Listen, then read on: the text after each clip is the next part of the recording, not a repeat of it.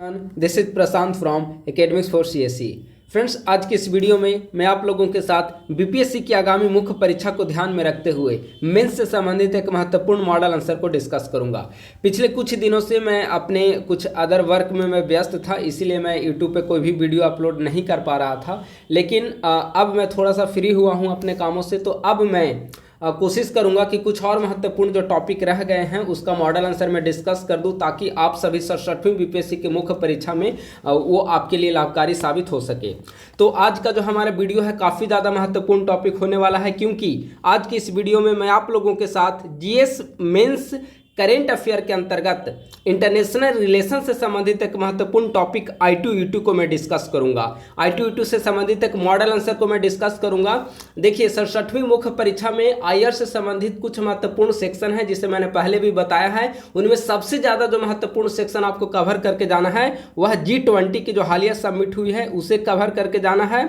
इसके अलावा I2E2 का टॉपिक है, उसे भी कवर करके जाना है। तो पिछले वीडियो में हमने G20 को डिस्कस किया था, उससे मॉडल आंसर को देखा था, और आज की इस वीडियो में मैं I2E2 से संबंधित मॉडल आंसर को मैं डिस्कस करूंगा। तो आइए मॉडल आंसर के प्रश्न को सबसे पहले हम लोग यहां पर देखते हैं कि हमारा मॉडल आंसर डिस्कशन का प्रश्न क्या होगा।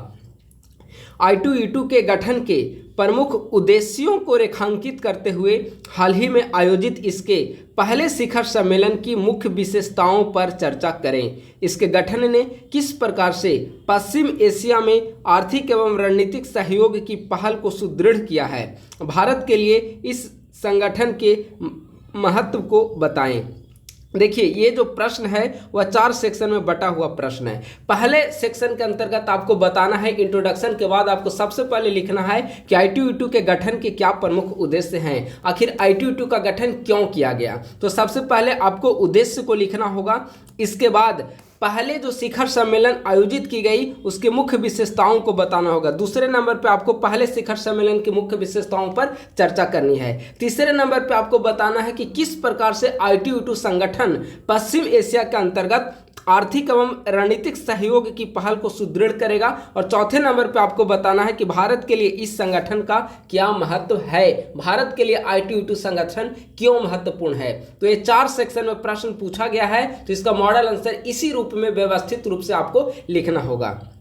तो आइए मॉडल आंसर को हम लोग डिस्कस करते हैं। सबसे पहले किसी भी प्रश्न का जो सर्वाधिक महत्वपूर्ण सेक्शन होता है इंट्रोडक्शन, उसे हम लोग देखते हैं। इंट्रोडक्शन चूंकि I2E2 से संबंधित प्रश्न है, तो इंट्रोडक्शन में हम लोग I2E2 के बारे में संक्षिप्त जानकारी को देखेंगे। I2E2 क्या है इसके बारे में समझेंगे और प्रश्न के अनुसार इंट्रोडक्शन को अटैच करेंगे, ताकि अगला जो सेक्शन हो वह पूरी तरीके से कनेक्टेड दिखे।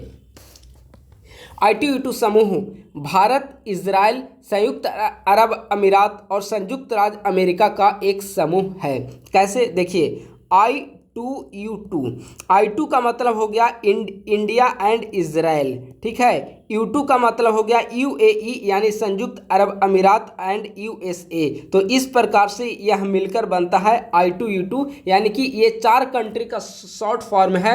I for India and I for Israel, I2 हो गया, और U से बना है UAE संयुक्त अरब अमीरात और USA, तो ये U2 हो गया। यानी कि I2U2 समूह भारत, इजराइल, संयुक्त अरब अमीरात और संयुक्त राज्य अमेरिका का एक समूह है, जिसका लक्ष्य संयुक्त निवेश के माध्यम से जल, ऊर्जा, परिवहन, अंतरिक्ष, स्वास्थ्य एवं खाद्य सुरक्षा से संबंधित नई पहलों पर सहयोग करना है। ये 6 महत्वपूर्ण क्षेत्र हैं। आप 6 क्षेत्रों का नाम याद रखेंगे। कौन कौन से 6 क्षेत्र हैं? जल, ऊर्जा, परिवहन, अंतरिक्ष, स्वास्थ्य और खाद्य सुरक्षा। ये 6 महत्वपूर्ण क्षेत्र हैं। इनमें नई पहलों पर सहयोग को बढ़ावा देना I2E2 का महत्वपूर्ण उद्देश्य है। यह समूह भारत के लिए अपनी ऊर्जा और आर्थिक हितों तथा प्रवासियों की उपस्थिति के कारण यह रणनीतिक रूप से काफ़ी ज़्यादा महत्वपूर्ण हो जाता है I2E2 संगठन। तो ये हमने इंट्रोडक्शन में I2E2 के बारे में संक्षिप्त जानकारी को देखा, और अंतिम वाक्य में हमने देखा कि भारत के लिए क्यों महत्वपूर्ण है। तो चूंकि UAE वगैरह कंट्री है, वहाँ पर प्रवासियों की काफ़ी अधिक संख्या, भारतीय प्रवासी वहाँ पर रह रहे होते हैं, और UAE वगैरह जो अरब कंट्रीज है वह भारत के लिए आर्थिक दृष्टि से आर्थिक दृष्टि के लिए काफ़ी ज़्यादा महत्वपूर्ण है। तो इस दृष्टि से I2 E2 का महत्व भारत के लिए काफ़ी अधिक है। अब प्रश्न का जो पहला सेक्शन है उसे देखते हैं। प्रश्न का पहला सेक्शन क्या है? डायरेक्ट प्रश्न पूछा है कि I2 E2 के गठन के उद्देश्यों को बतलाएं। तो सबसे पहले हम लोग देखेंगे कि आखिर I2 E2 के गठन का क्या महत्वपूर्ण उद्देश्य है और I2 E2 का गठन क्यों किया गया। देखिए, सबसे पहले हम लोग आगे ये संक्षिप्त रूप में हम लोग यहाँ पर देखते हैं कि I2 E2 के गठन की नींव कब रखी गई। तो I2 E2 के गठन की जो नींव है वह बेसिकली जब अब्राहम समझौता हुआ था, अब्राहम समझौता, तो उसी समय में अक्टूबर 2021 का समय था। अक्टूबर 2021 में अब्राहम समझौते के पश्चात इन 4 देशों के विदेश मंत्रियों की बैठक हुई। इन 4 देश का मतलब हो गया I2 E2 India, Israel, I2 E2 India, Israel, UAE और USA। इन 4 देशों के विदेश मंत्रियों की बैठक हुई और इन विदेश मंत्रियों की बैठक में एक ऐसे संगठन की नींव रखने पर चर्चा की गई जो इन महत्वपूर्ण क्षेत्रों से संबंधित है, जो हमने 6 क्षेत्र ऊपर में हमने बताया है। तो I2 E2 के गठन की नींव कहीं ना कहीं अब्राहम समझौते से जुड़ी हुई है और इसी के पश्चात I2 E2 एक मूर्त रूप देखने को मिला है। तो I2 E2 के गठन के उद्देश्य हम लोग देखते हैं। I2 E2 का गठन का जो सबसे पहले उद्देश्य है, सबसे पहला जो उद्देश्य है वह अभी हमने ऊपर डिस्कस भी किया, जल, ऊर्जा, परिवहन, अंतरिक्ष, स्वास्थ्य और खाद्य सुरक्षा जैसे 6 पारस्परिक रूप से पहचाने गए क्षेत्रों में संयुक्त निवेश को प्रोत्साहन देना, यानी कि इन 6 क्षेत्रों में निवेश को बढ़ावा देना I2 E2 के गठन की पहली प्रायोरिटी है। दूसरा उद्देश्य क्या है? पारस्परिक हितों के माध्यम से व्यापार और निवेश में आर्थिक साझेदारी को बढ़ावा देना, यानी कि कहीं ना कहीं इकोनॉमिक डेवलपमेंट, इन्वेस्टमेंट को बढ़ावा देना I2 E2 के गठन का दूसरा प्रमुख उद्देश्य है। इसके अलावा विभिन्न देशों के मध्य, स्पेशली मध्य पूर्व के जो देश हैं, मध्य पूर्व क्षेत्र हैं, उनके देशों के मध्य भौतिक संपर्क को बढ़ावा देना I2 E2 का महत्वपूर्ण उद्देश्य है। इसके अलावा भी I2 E2 के कई प्रमुख उद्देश्य हैं, जिनमें ग्रीन टेक्नोलॉजी के डेवलपमेंट को बढ़ावा देना, जो हरित प्रौद्योगिकी है, ग्रीन टेक्नोलॉजी है, उसके विकास को बढ़ावा देना I2 E2 का महत्वपूर्ण उद्देश्य है। वैश्विक गठजोड़ एवं साझेदारी को पुनर्जीवित करना तथा बुनियादी ढांचे के आधुनिकीकरण, सार्वजनिक स्वास्थ्य में सुधार आदि को बढ़ावा देना I2 E2 के महत्वपूर्ण उद्देश्य हैं। तो I2 E2 के महत्वपूर्ण उद्देश्य में हमने क्या देखा? 6 महत्वपूर्ण क्षेत्र इसके लिए निर्धारित किए गए हैं, जल, ऊर्जा, अंतरिक्ष, परिवहन, स्वास्थ्य, ये सब जो 6 क्षेत्र हैं उनके मध्य विकास को बढ़ावा देना, आपसी सामंजस्य को बढ़ावा देना, ग्रीन टेक्नोलॉजी को बढ़ावा देना, मध्य पूर्व के जो क्षेत्र हैं उनमें भौतिक संपर्क को बढ़ावा देना, बुनियादी ढांचे, इंफ्रास्ट्रक्चर की डेवलपमेंट, वैश्विक गठजोड़ का निर्माण, ये सभी अगर देखा जाए तो I2 E2 के कुल कुछ महत्वपूर्ण उद्देश्य हैं I2 E2 के गठन के पीछे। तो प्रश्न का जो पहला सेक्शन था कि I2 E2 के गठन के क्या महत्वपूर्ण उद्देश्य हैं, उसे हमने डिस्कस किया। डायरेक्ट आप इसे रट कर जाइए, I2 E2 के गठन का उद्देश्य अगर आता है तो ये सारे बिंदु आप वहां पे लिखकर आ सकते हैं। तो I2 E2 के गठन के उद्देश्य में आपको कुछ भी एक्स्ट्रा पॉइंट ऐड नहीं करना है, 1-2 पॉइंट आप ऐड कर सकते हैं, लेकिन इतना भी पॉइंट सफिशिएंट है, क्योंकि 20 मिनट आपको समय मिलेगा आंसर लिखने के लिए, तो 5-6 पॉइंट आप लिखेंगे तो काफी अच्छा माना जाएगा। अब प्रश्न का दूसरा सेक्शन की हम लोग प्रश्न के दूसरे सेक्शन की ओर हम लोग आते हैं। प्रश्न का दूसरा सेक्शन क्या है? प्रश्न के दूसरे सेक्शन में कहा गया है कि पहले शिखर सम्मेलन जो आयोजित की गई उसकी कौन कौन सी महत्वपूर्ण विशेषताएं हैं, यानी कि फर्स्ट जो उसकी शिखर सम्मेलन, फर्स्ट समिट हुई I2 E2 के महत्वपूर्ण नेताओं की, तो उसमें किन किन महत्वपूर्ण योजनाओं पर, किन किन महत्वपूर्ण बिंदुओं पर चर्चा की गई, कौन कौन से महत्वपूर्ण विशेषताएं हैं, इस पर पूछा गया है। तो जुलाई 2022 ईस्वी में I2 E2 की पहली शिखर सम्मेलन आयोजित की गई, जिसमें सभी सदस्य देशों के शीर्ष नेतृत्व ने भाग लिया। अब सभी सदस्य देश कौन कौन है? तो 4 सदस्य देश हैं इसके, अभी हमने ऊपर बताया, India, Israel, UAE and USA। इन 4 देशों के शीर्ष नेतृत्व ने यहां पर भाग लिया, जिसमें निम्नलिखित महत्वपूर्ण निर्णय लिए गए। अब कौन कौन से महत्वपूर्ण निर्णय है उसे हम लोग यहां पर देखते हैं। पहला निर्णय है, भारत के लिए अगर आप देखेंगे तो I2 E2 काफ़ी ज़्यादा महत्वपूर्ण है भारत की डेवलपमेंट, इकोनॉमिक डेवलपमेंट की दृष्टि से, वो आगे हम लोग उसे डिस्कस करेंगे। तो जिन महत्वपूर्ण बिंदुओं पर चर्चा की गई पहले शिखर सम्मेलन में, उसमें पहला महत्वपूर्ण बिंदु है कि UAE ने भारत में एकीकृत खाद्य पार्कों की एक श्रृंखला विकसित करने के लिए $2 बिलियन अमेरिकी डॉलर के निवेश की घोषणा की है। यह UAE ने किया है या USA एंड इजराइल के सहयोग से, यानी कि अमेरिका और इजराइल के सहयोग से UAE ने भारत में एकीकृत खाद्य पार्क की एक श्रृंखला विकसित करने के लिए $2 बिलियन अमेरिकी डॉलर के निवेश की घोषणा की है। पहला महत्वपूर्ण निर्णय लिया गया। यह निर्णय भारत के लिए भी काफी ज्यादा महत्वपूर्ण है, भारत की इकोनॉमिक डेवलपमेंट के दृष्टिकोण से। दूसरा, ITUT नेताओं ने अब्राहम समझौते के लिए समर्थन तथा इजराइल के लिए शांति स्थापित करने की समर्थन की पुष्टि की। आप लोग जानते हैं कि इजराइल और अरब कंट्रीज के साथ काफी लंबे समय से विवाद चला रहा था, लेकिन अब धीरे धीरे आप देखेंगे कि इजराइल का इन अरब कंट्रीज के साथ, UAE वगैरह के साथ जो संबंध है वो काफी ज्यादा मैत्रीपूर्ण संबंध में बदलते चले जा रहे हैं। तो ITUT नेताओं ने पहली बैठक में इस पर विचार विमर्श किया कि किस प्रकार से इजराइल के विभिन्न अरब देशों के साथ शांति व्यवस्था स्थापित किया जाए तथा अब्राहम समझौते को काफी तेजी से क्रियान्वयन किया जाए और इस पर समर्थन जुटाया जाए। तो यह भी महत्वपूर्ण विशेषता रही है ITUT के पहले शिखर सम्मेलन की। ITUT ढांचे के तहत चारों देश जल, ऊर्जा, परिवहन, अंतरिक्ष, स्वास्थ्य और खाद्य सुरक्षा के 6 महत्वपूर्ण क्षेत्रों में निवेश करने पर सहमति बनी। ये ITUT के गठन के भी महत्वपूर्ण उद्देश्य हैं और पहली शिखर बैठक में इस पर निर्णय लिया गया कि सभी सदस्य देश जो ITUT से जुड़े हुए हैं वे इन महत्वपूर्ण 6 क्षेत्रों में निवेश पर आपसी सहमति बनाएंगे। इसके अलावा संयुक्त सहयोग से गुजरात में हाइब्रिड अक्षय ऊर्जा परियोजना की स्थापना के जरिए पवन व सौर ऊर्जा के उत्पादन करने की बात की गई और इसकी जो क्षमता होगी वह 300 मेगावाट की इसकी कुल क्षमता होगी। यानी कि संयुक्त सहयोग से गुजरात में हाइब्रिड अक्षय ऊर्जा परियोजना जिसकी क्षमता 300 मेगावाट होगी उसकी स्थापना के जरिए पवन व सौर ऊर्जा के उत्पादन पर बल दिया जाएगा। तो यह ITUT के गठन का महत्वपूर्ण उद्देश्य तथा पहले शिखर सम्मेलन में विभिन्न नेताओं के मध्य लिए गए निर्णय से संबंधित है। अब प्रश्न का तीसरा सेक्शन कह रहा है कि ITUT किस प्रकार से पश्चिम एशिया के मध्य आर्थिक एवं रणनीतिक सहयोग को बढ़ावा देगा। आर्थिक सहयोग को बढ़ावा देगा, इसका कहने का मतलब है कि किस प्रकार से यह इकोनॉमिक डेवलपमेंट इसके जरिए बहाल हो पाएगी। ITUT के गठन ने भारत अमेरिका साझेदारी को एशियाई हितों के माध्यम से आगे बढ़ाने का कार्य किया है। इससे भारत व अमेरिका को पश्चिम एशिया के साथ संबंधों को गहरा करने का भी अवसर प्राप्त हुआ है। अब देखिए कि किस प्रकार से पश्चिम एशिया में आर्थिक और रणनीतिक सहयोग को बढ़ावा देगा ITUT संगठन। यह समूह पश्चिम एशिया तथा संपूर्ण एशिया में आर्थिक एवं रणनीतिक सहयोग का विस्तार करेगा। पश्चिम एशियाई क्षेत्र में चीन के बढ़ते आर्थिक हस्तक्षेप तथा विस्तार को कम कर आर्थिक स्थिरता को बढ़ाया जा सकता है। आप सभी जानते हैं कि आप देखेंगे कि कई सारे UAE वगैरह कंट्रीज तो चाइना की जो ओबोर की नीति है, चाइना की BRI प्रोजेक्ट है, उसमें UAE उसका हिस्सेदार है, इजराइल भी बनने के इच्छुक है। तो कहीं ना कहीं आप देखेंगे कि चीन का जो प्रभुत्व है वह उन देशों के मध्य भी बढ़ता चला जा रहा है, अरब कंट्रीज में भी चीन का हस्तक्षेप बढ़ता चला जा रहा है। तो ITUT के गठन का जो प्रमुख उद्देश्य है वह ये भी प्रमुख उद्देश्य कि किस प्रकार से हम चीन को काउंटर बैलेंस वहां पर कर सके और आर्थिक स्थिरता, इकोनॉमिक सस्टेनेबिलिटी वहां पर पश्चिम एशियाई देशों के मध्य लाया जा सके। तो इस प्रकार से पश्चिम एशिया में आर्थिक सहयोग को सुदृढ़ करने का एक ITUT नेताओं का एक प्लान है। यह समूह पश्चिम एशिया में जारी आंतरिक सुरक्षा संबंधी मुद्दों के कारण उत्पन्न समस्याओं में कमी करते हुए शांति स्थापित करने में महत्वपूर्ण भूमिका निभा सकता है। तो अब देखिएगा कि अरब कंट्रीज में काफ़ी ज़्यादा अस्थिरता का दौर वहाँ पर विद्यमान है।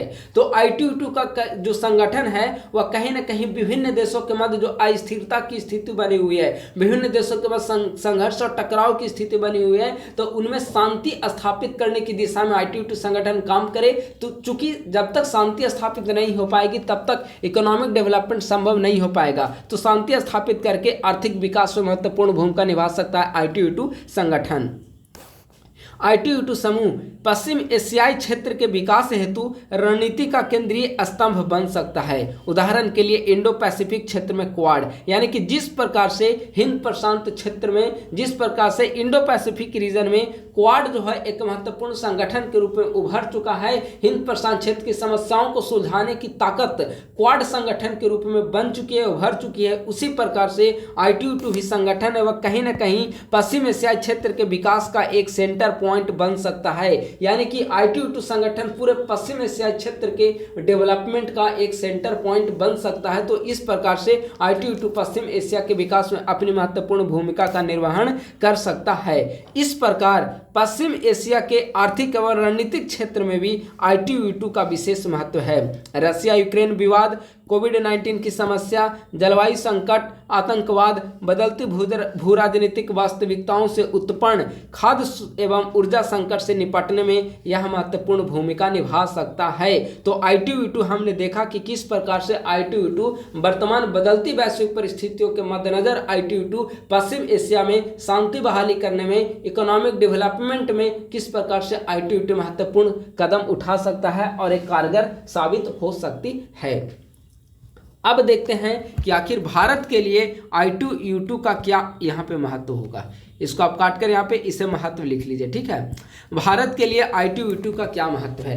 देखिए, सबसे पहले तो आपको मैं जानकारी के लिए यहाँ बता दूं कि काफ़ी लंबे समय से आप देखेंगे कि इजराइल का अरब कंट्रीज के साथ संबंध जो है वह मधुर नहीं रहे हैं, इजराइल फिलिस्तीन मुद्दे के कारण। तो कहीं ना कहीं अगर इजराइल और UAE, एक तरफ इजराइल और दूसरे तरफ अरब कंट्रीज का कोई एक महत्वपूर्ण देश किसी एक संगठन का हिस्सा बनता है, तो भारत के लिए इस दृष्टिकोण से महत्वपूर्ण हो जाता है कि इजराइल व अरब देशों के मध्य अब जो संबंध है वह पूरी तरीके से बैलेंस्ड हो जाएंगे और इजराइल अरब संबंध, इजराइल अरब गठजोड़ के कारण भारत जो है उन दोनों देशों के मध्य संतुलित अपना संबंध बढ़ा पाएगा। तो पहला महत्व यही है कि इजराइल व अरब कंट्री दोनों देशों के साथ भारत के संबंध पूरी तरीके से संतुलित हो जाएंगे। दूसरा महत्वपूर्ण महत्व भारत का क्या है, पश्चिम की ओर देखो नीति के तहत सामंजस्यपूर्ण संबंध विकसित करने पर बल। आपने देखा होगा कि जब 2014 ईस्वी में नरेंद्र मोदी के नेतृत्व में NDA की सरकार बनी तो उस समय इंडियन फॉरेन पॉलिसी में कई सारे बदलाव आए। पहला बदलाव तो look east act east policy था। दूसरा जो सबसे बड़ा बदलाव देखने को मिला वह थिंक वेस्ट की पॉलिसी थी। थिंक वेस्ट की पॉलिसी यानी कि पश्चिम के तरफ हम सोचें, पश्चिमी जो एशियाई क्षेत्र है उसके बारे में हम सोचें, और इसके बारे में सोचने का एक महत्वपूर्ण आधार ITU संगठन हमें प्रोवाइड करा रहा है। तो ITU संगठन के जरिए पश्चिम एशियाई क्षेत्र में जो स्थित कंट्री है उनके साथ हम अपने संबंधों को सुदृढ़ कर सकते हैं और भारत के लिए, भारत के रणनीतिक रूप से काफी ज्यादा यह महत्वपूर्ण होगा। तो इस प्रकार से पहला जो भारत के लिए महत्व है, इजराइल अरब दोनों देशों के मध्य एक बैलेंस्ड, दोनों देशों को बैलेंस्ड रिलेशन बनाना, और दूसरा थिंक वेस्ट की पॉलिसी जो 2014 ईस्वी में NDA की सरकार बनने के पश्चात विदेश नीति में आमूलचूल परिवर्तन के कारण अपनाई गई थी, उसे क्रियान्वित इंप्लीमेंटेशन का काम ITU संगठन के जरिए हम लोग कर सकते हैं। तीसरा महत्वपूर्ण उद्देश्य भारत के लिए क्या महत्व है, तीसरा महत्व यह हो सकता है कि जो सदस्य देश हैं, जो भी ITU में 4 सदस्य देश हैं, तो उन 4 देशों के साथ हमारे द्विपक्षीय जो संबंध होंगे पूरी तरीके से और सुदृढ़ हो पाएंगे, क्योंकि इसी के बहाने जब हमारी मीटिंग होगी ITU नेताओं की तो इजराइल के प्रमुख नेताओं से हमारे नेता मिलेंगे, इजराइल, UAE, USA के प्रमुख नेताओं से हमारी जो हायर अथॉरिटी होगी उनकी मुलाकात होगी। तो इससे कहीं ना कहीं जो बायलैटरल रिलेशन है विभिन्न देशों के मध्य, वह बायलैटरल रिलेशन भी सुदृढ़ होगा और सुरक्षा के दृष्टिकोण से भी ये महत्वपूर्ण साबित होगा। ऊर्जा सुरक्षा एवं खाद्य सुरक्षा की प्राप्ति, सबसे महत्वपूर्ण पॉइंट भारत के लिए ITU का यही है कि एक एनर्जी सिक्योरिटी भी हमें प्राप्त होगी और फूड सिक्योरिटी भी प्राप्त होगी। फूड सिक्योरिटी अभी हमने देखा जो फर्स्ट समिट हुई है ITU की, तो फर्स्ट समिट में ही भारत में UAE ने 2 अरब बिलियन अमेरिकी डॉलर, ऐसा कुछ है, 2 बिलियन अमेरिकी डॉलर इन्वेस्टमेंट की बात भारत में की गई है फूड पार्क को लेकर UAE के द्वारा इजराइल और USA के साथ मिलकर। तो कहीं ना कहीं यह खाद्य सुरक्षा और ऊर्जा सुरक्षा, आप देखेंगे कि UAE वगैरह जो कंट्री या अरब कंट्री है, अरब कंट्री एनर्जी सिक्योरिटी को लेकर भारत के लिए काफ़ी ज़्यादा महत्वपूर्ण है। तो अगर ITU के माध्यम से अरब कंट्री जो वहाँ पर जुड़े हुए हैं, UAE जैसे कंट्री जो वहाँ पर जुड़ा हुआ है, तो भारत को एनर्जी सिक्योरिटी के क्षेत्र में तो कोई दिक्कत नहीं होने वाली है। इसके अलावा UAE वगैरह संगठन जो UAE वगैरह जो कंट्री है वह भारत में फूड सिक्योरिटी की दिशा में भी पहल कर रही है, और इसका पहला एग्जाम्पल, सबसे बेहतरीन उदाहरण आपको देखने को मिला जब पहला शिखर सम्मेलन हुआ तो UAE की तरफ से भारत में 2 बिलियन अमेरिकी डॉलर फूड पार्क की एक चेन विकसित करने पर इन्वेस्टमेंट की बात की गई। तो एनर्जी सिक्योरिटी हो या फूड सिक्योरिटी, भारत के लिए ITU का काफी ज्यादा महत्वपूर्ण स्थान है। भारत के लिए भौतिक एवं सामाजिक बुनियादी ढांचे का विकास। ये देखिए, अगर कोई भी देश जो है किसी भी संगठन का हिस्सा बनता है तो सबसे महत्वपूर्ण उपलब्धि यही होगी कि वहां पर इकोनॉमिक डेवलपमेंट बढ़ेगा, इन्वेस्टमेंट बढ़ेगा और वहां की इंफ्रास्ट्रक्चर जो है वह ग्रोथ करेगी। तो भारत के लिए ये भी काफी ज्यादा एक महत्वपूर्ण पॉइंट है। भारत के लिए एक महत्व ये भी है कि यहाँ पर इकोनॉमिक जो इंफ्रास्ट्रक्चर है उसमें विकास होगा। तो इस प्रकार से ITBT का जो महत्व है वह इसके लिए बना हुआ है। अब यहाँ पे कुछ और मैं महत्वपूर्ण पॉइंट को थोड़ा सा डिस्कस कर देता हूँ निष्कर्ष से ऊपर, जो आप वहाँ पर लिख सकते हैं। देखिए, अगर आप ITBT में 4 देश यहाँ पर शामिल हैं, यहाँ पे आप लिखिए इंडिया, इजराइल, UAE, USA, ये 4 देश ITBT में शामिल हैं। तो आप ये भी एक लिख सकते हैं कि किस प्रकार से ITBT संगठन जो है वह भारत के लिए महत्वपूर्ण है। तो देखिए, अगर आप USA को देखेंगे तो USA जो है वर्तमान समय में एक काफ़ी ज़्यादा एक निवेश का एक केंद्र के रूप में बना हुआ है, निर्यात का एक केंद्र के रूप में USA की पहचान वैश्विक स्तर पर बनी हुई है। इजराइल को अगर आप देखेंगे तो टेक्नोलॉजी के क्षेत्र में काफ़ी ज़्यादा उभरा हुआ है, टेक्नोलॉजी या फिर वहाँ पे स्टार्टअप की जो इन्वायरमेंट है वो काफ़ी ज़्यादा इजराइल में बना हुआ है। टेक्नोलॉजी की दृष्टि से काफ़ी ज़्यादा डेवलपमेंट अगर किसी कंट्री ने हाल के दिनों में किया तो वह इजराइल है। इसके अलावा आप UAE को देखेंगे तो एनर्जी सिक्योरिटी की दृष्टि से काफ़ी ज़्यादा महत्वपूर्ण है। और इंडिया जो है कहीं ना कहीं इमर्जिंग इकोनॉमी है, इमर्जिंग इकोनॉमी। तो इस प्रकार से आप देखेंगे कि ये जो चारों कंट्री हैं वह किसी न किसी क्षेत्र में विकसित हैं। जहां एक तरफ USA एक निर्यात एक्सपोर्ट हब के रूप में USA की पहचान बनी हुई है, UAE की पहचान energy security energy hub country के रूप में बनी हुई है, इजराइल की पहचान टेक्नोलॉजी सेंटर के रूप में बनी हुई है, तो इंडिया की पहचान इमर्जिंग इकोनॉमी के रूप में बन रही है, उपभोक्तावादी संस्कृति वाले कंट्री के रूप में इंडिया की पहचान बन रही है। तो इस प्रकार से ये चारों जो कंट्री हैं वो आपसी सहयोग के माध्यम से ITBT संगठन के माध्यम से ITBT संगठन के द्वारा आपसी सहयोग के माध्यम से न सिर्फ अपना विकास कर सकते हैं बल्कि विश्व के विकास में भी वैश्विक कल्याण की दिशा में महत्वपूर्ण कदम उठा सकते हैं। तो इस प्रकार से ITBT संगठन अपने आप में वैश्विक स्तर पर गठित एक नई संगठन है जिसमें इजराइल अरब विवाद समाधान भी अपने आप में इसमें समाहित है। तो इस प्रकार से प्रश्न के सभी सेक्शन हमने यहाँ पर डिस्कस किया। निष्कर्षतः कहा जा सकता है कि ITBT जो संगठन है वर्तमान समय में बदलती वैश्विक भू राजनीति परिवर्तन के परिप्रेक्ष्य में एक महत्वपूर्ण संगठन के रूप में उभरा है। हालांकि ITBT को देखेंगे तो कई सारी ITBT के समक्ष चुनौतियां भी है भारत को लेकर। भारत को भू राजनीतिक संतुलन स्थापित करने में अनेक चुनौतियों का सामना करना पड़ सकता है। अभी हमने ऊपर डिस्कस किया कि किस प्रकार ITBT हमारे लिए इंपॉर्टेंट है, हमारे लिए क्यों महत्व रखता है ITBT, लेकिन भारत के लिए एक चुनौतियां का भी अवसर, एक चुनौतियां भी ITBT संगठन उत्पन्न कर सकता है। क्यों? क्योंकि अगर आप देखेंगे कि अरब कंट्रीज, अभी हमने डिस्कस किया कि अरब कंट्रीज में काफ़ी ज़्यादा कन्फ्लिक्ट विद्यमान है और आप देखेंगे कि ईरान, सऊदी अरब वगैरह देश जो हैं इतने ज़्यादा कन्फ्लिक्ट उन देशों के मध्य विद्यमान है कि वे पूरे तरह से गुट का निर्माण अरब कंट्रीज के मध्य हो चुका है। तो ऐसी स्थिति में भारत उन देशों के साथ कैसे मधुर संबंध को बनाए, भारत जो है किस प्रकार से अपना बैलेंस को बनाए, ये एक काफ़ी ज़्यादा महत्वपूर्ण है। भारत किस प्रकार से वहाँ पर संतुलन कायम रखे, तो इस प्रकार से एक महत्वपूर्ण चुनौतियाँ ये भी है। भारत को चाहिए कि सभी देशों के मध्य संबंधों को संतुलित कर इस संगठन के जरिए अपने लाभ को प्राप्त कर सकता है। तो इस प्रकार से ITBT संगठन के बारे में आज हमने मॉडल आंसर को डिस्कस किया है। आज काफ़ी लगभग 10-12 दिनों के बाद मैं यूट्यूब पे मॉडल आंसर को डिस्कस कर रहा हूं। मैं इसके लिए माफ़ी चाहूँगा, लेकिन मैं कुछ घरेलू कार्यों में व्यस्त होने के कारण मैं यूट्यूब पे वीडियो अपलोड नहीं कर पा रहा था। अब हमारी कोशिश होगी कि मैं कुछ और महत्वपूर्ण जो टॉपिक हैं जो 67वीं के लिए महत्वपूर्ण है उसे मैं डिस्कस कर सकूँ, ताकि आपके लिए थोड़ा बहुत भी लाभ आपको एग्जाम में मिल सके। आप इस वीडियो को अधिक से अधिक शेयर करें ताकि सभी जरूरतमंद अभ्यर्थियों तक हमारी यह वीडियो, हमारी यह मॉडल आंसर पहुंच सके और सभी के 67वीं मेंस में या फिर आगे आने वाली जो परीक्षा है उसके लिए सभी अपना अच्छा परफॉर्मेंस, अपना अच्छा प्रदर्शन कर सके। इसी के साथ बहुत बहुत धन्यवाद। Thank you so much. Video को लाइक, सब्सक्राइब और शेयर करना ना भूलें। Thank you so much.